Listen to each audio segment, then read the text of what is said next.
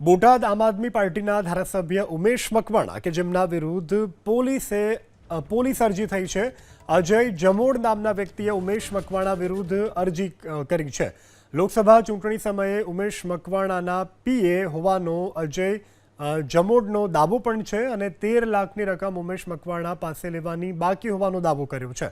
રકમની માગણી કરતા ઉમેશ મકવાણા ધમકી આપતા હોવાનો દાવો છે।